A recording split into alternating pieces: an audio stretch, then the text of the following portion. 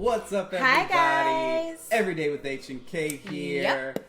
That's Hope. This is Kadero. And we just want to welcome you to this video. Yeah. Yeah. Welcome. We're going to get right to it. Right So to make it. sure you subscribe to the H and K at the bottom. That's right. Right, I think. It should be at the bottom right. Yeah. Sure. Sure. Alright, but we wanted to come on here and just talk about this topic today. Yes. What boundaries does my relationship need? And before we go any further, there are hundreds and thousands of boundaries that you can create. Hundreds and thousands. Hundreds and thousands. I mean, boundaries are just, they can go from one extreme to the next. Absolutely. But these were just some that we felt were important. Just a few, that were important to us and that we have kind of created in our marriage as well, in our relationship. So we just wanted to share them with you guys. Yes. All right. Yes. Number one, family and friends. Let's talk about it for just a minute. Just saying. Just saying. Because a lot of people have a lot of stuff to say. And you just, what you was about to say? Yes. Something. They just have a lot of stuff to say. Yes. And you have to just wonder, what is their motive behind what they're saying and why they're saying it? Like, are they trying to manipulate a situation? Are they jealous? Or, there can be a lot of reasons as to why they're saying it. So you just have to be kind of like conscientious about what they're saying and their motive and why they're saying that. Oh, go ahead. Yeah, and I was going to say, when it comes to friends, you got to realize, especially if you have some single friends, like, they don't understand what it's like to be married and some of the nuances of being a married couple.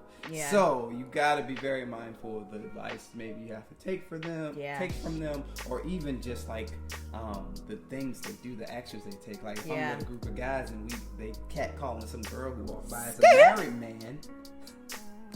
Yeah, man, I can't be catcalling. You can't be skewed out there. You can't skew out there. Can't do You that. can't do that as a married man. You just can't do that. There's just some things that you can't do. Which kind of brings me to my next thing that I think is very important to create a boundaries is what you watch and what you participate in. Like, you and your spouse have to have that conversation of what you think is acceptable for them to participate in, and it just, you got to be an open book, I think, at the end of the day, and be honest. Communication. Right, be honest with your spouse. So it's like you said, what you participate in. If you're going out with a bunch of single guys, like, is that, I get it, it's fun, but at the same time, opening the door. are you opening the door? That's what I'm saying, because a lot of things can slither through, is what I'm saying. And then too, like what you watch. There's a lot of times social media is out here. Yeah. And I think it's just very important to make sure that you're feeding yourself with positive things. You're feeding yourself with, I guess content that is healthy for yourself. Hey, I'm gonna get straight to the point. Get straight to the point. Can't be sitting there looking at all them Instagram models. Listen, there's a lot of IG models out here. IG a lot models. of accounts. And if you find yourself, and this is why we say it's important, because you can find yourself always looking at that person or those pages or accounts. And now when you look at your spouse, well, why doesn't she look like that? Why doesn't he look like that? And you start to open that door for a little comparison, and that is unhealthy as well. So you don't want to do that to where all you're seeing is this glamour, because more than likely it's not real at the end of the day anyway. But you never want to open that door to now compare your spouse to what you're seeing and wondering why they're not measuring up to this fantasy that you're seeing on IG, pretty much, or whatever platform you use. All right, another one I would like to talk about is how you speak to your spouse and how you speak about your spouse. Say that. Say that. So let's talk about your spouse. Like, there are gonna be times where you're gonna be around those friends, or you're gonna be. You should never be talking bad to anyone ever about your spouse. Like, and that's where you talk about the boundaries of family and friends and all that stuff. Like, you should never be I should never be talking bad about Hope. Right. To any one of my friends or family. Absolutely. Like, that is not their business. Yeah. Nor do you want them to have this perception of your spouse. Let's talk about because that. of something you said. That's what I'm saying, because family and friends will never forget, and we always say that. At the end of the day, if Kadero and I have a situation or something that we're dealing with, and now I'm going to go vent to my mom about it, or my sister, or best friends, it's like, whether we've worked on it or not, or have forgiven each other or not, in the back of their mind, they're still thinking about what Kadero did to me, or what I did, you know, to Kadero or whatever. Or they're always just, they have that in the back of their mind. So now when you go to Christmas, which is in like 3 weeks, it's like now they're thinking, I can't believe he did that. Why would he do that? And then he asked for mashed potatoes and they slamming it on the plate and things go left. You see what I'm saying? But slamming those mashed potatoes. Slamming those mashed potatoes or whatever y'all eat. So it's kind of like, you know, you just never want that person to hold on to that perception of your spouse. That's right. And then you were saying how you speak to your spouse. How you speak as well. to your spouse. So you're gonna have those times where you're speaking to your spouse. Yeah. It may get heated. So the tones. That part. You gotta create those boundaries of how you speak to your spouse and the tone you speak to them in. Are we raising our voice? Are we yelling? Are we coming off super strong? Super strong.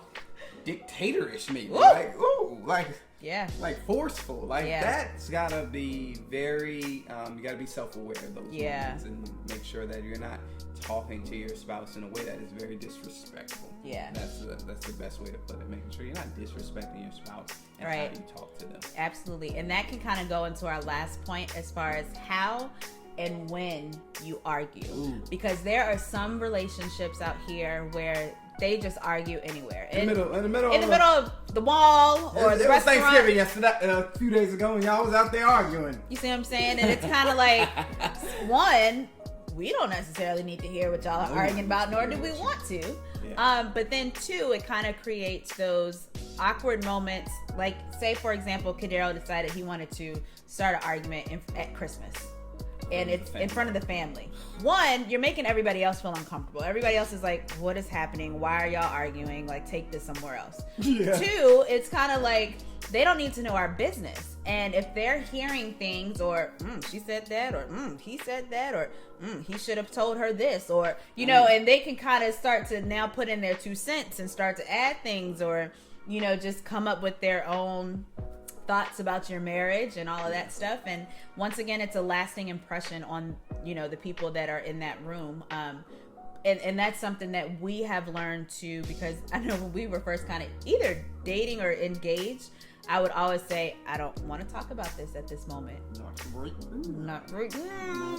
And it's one of those things, like, we can either go upstairs and talk about it, or we're going to just excuse ourselves from around certain people, because at the end of the day, they don't need to be in our business, and they probably would appreciate it if we didn't even put all of our business out there to them. So there's a time and a place for everything. Yeah. And then how you argue, I think it's key. Once again, that goes back to, like, not yelling, but I think there should be some rules of engagement. Absolutely. How you argue, not bringing up the past, or stick to the issue at hand, not taking low blows, don't be talking about the mama, and stuff like that. So I think it's just so key, like, when you creating boundaries, knowing what are the things that can affect your spouse. Absolutely. Like, and how do I make sure I am staying in good graces with them? And when you think of those things, think upon those things, that's how you can start creating a boundary. If you know this is something that's going to really upset your spouse, think about it. If you know it's going to be like, she may not like that, then let's